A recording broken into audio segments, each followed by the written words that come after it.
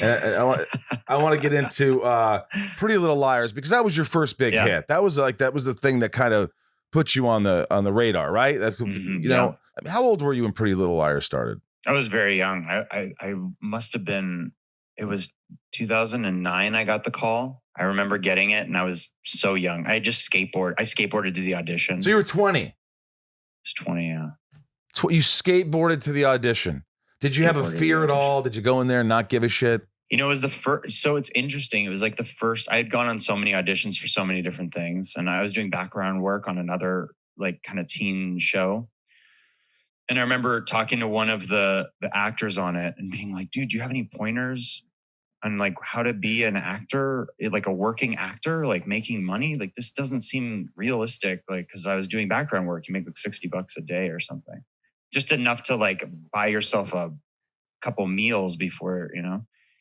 And he was just like, he looked at me and he's like, honestly, just don't give a fuck.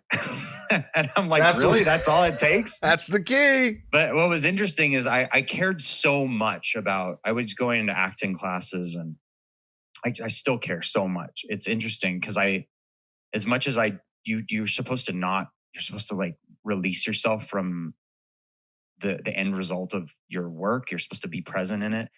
I went in for that audition and I just had so much fun. I remember having so much fun in that audition. And, you know, they tell you don't wear beanies, don't cover your eyes. I went in with sunglasses and a beanie on. I did all the things you're not supposed to do. And there you go. That's the key. 11 years ago, was there Instagram? Our show is one of those. It was probably the show that kicked off the social media frenzy around live tweeting, around just social media in general, where fans were essentially steering the show's arcs, character progression. I was only supposed to be in 6 episodes. My character dies in the book series. But fans at that time, social media had gotten, you know, was starting to get a fire under it. And fans were demanding that they didn't kill Tobias Kavanaugh, which was my character. And they were just like, do not kill him.